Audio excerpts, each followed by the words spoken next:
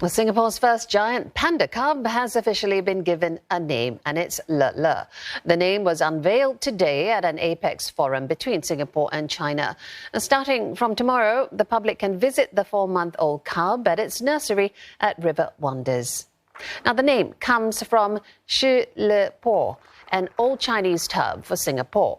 The public was invited to suggest names for the baby panda in Singapore, and the inputs were reviewed by a judging panel. Le Le was the top pick among 5 shortlisted names released for public voting, getting nearly half of the more than 64,000 votes cast.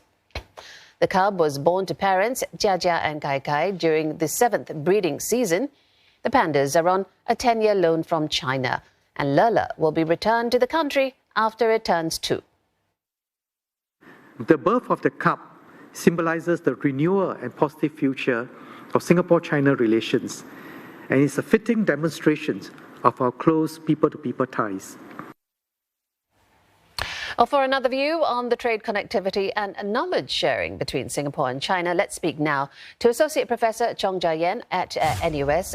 Dr. Chong, 14 pacts and agreements signed at this high-level meeting between the two countries.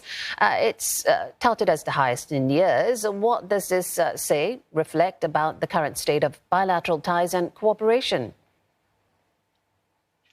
So I guess the number of MOUs suggests that ties are warm. I mean, ultimately, MOUs are understandings. They're non-binding. They're non-legally binding. So they are movement forward, but they're not groundbreaking. They're not earth-shattering. Moreover, I think if you look at the Chinese press, the emphasis on the MOUs really hasn't been there. There have been a few short statements. There really hasn't been much news on them, which suggests that the Chinese are taking it in their stride. So this is obviously an improvement in ties, but earth-shattering it is not.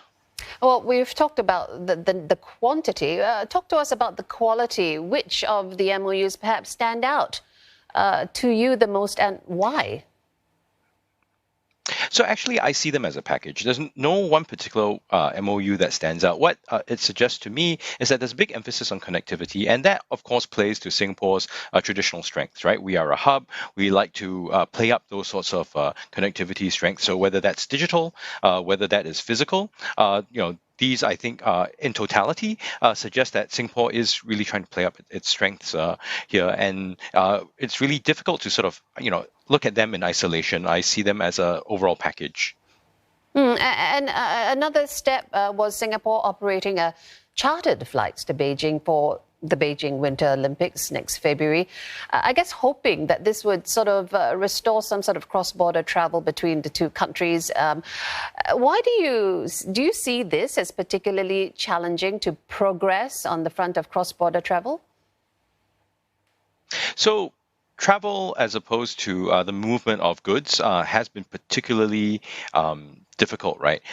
Especially as China is still pursuing its COVID-0 approach. And understandably, because what we know now is that the vaccines available in China, while there's a high vaccine rate, there remain some questions about how well it protects against Omicron. And given how high profile the Olympics are, in addition to how worried China is to the spread of COVID, there's good reason for them to be more careful. So I think having the chartered flights, it's a movement forward. The Olympics, they go into a certain bubble, so it's a test of some sort, right? Of seeing, how far they can move and how to best calibrate the movement of people. So it's a step forward again, and a cautious one at that, which is good. We'll see what happens following the chartered flights and also the Olympics as more people move in and out of China.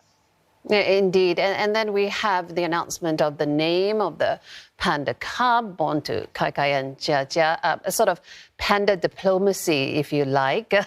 I guess it signifies the multi-layered cooperation and relationship between these two countries. Sure. So the loaning of pandas is usually done by Beijing to demonstrate goodwill, to show strong ties. The fact that there's a panda cub born, very cute panda cub, by the way, that suggests that relationship is sort of symbolically growing. But of course, the symbols are important. They're important in particular in the Singapore-China relationship. However, they're not everything. I think to go back to the issues of the MOUs and the issue of the movement of peoples, and also supply chain issues, right? These need to be continually worked on. There are issues that I think Singapore and China will try to move forward on, but it's not totally in our ability to control how the pandemic develops, how supply chains, energy resources become available. Those will all have an impact. And so what's quite key is how Singapore and China will try to calibrate and adjust to these structural pressures. As always, want to thank you for your input there, Dr. Chong Ja Ian from the Department of Political Science at NUS.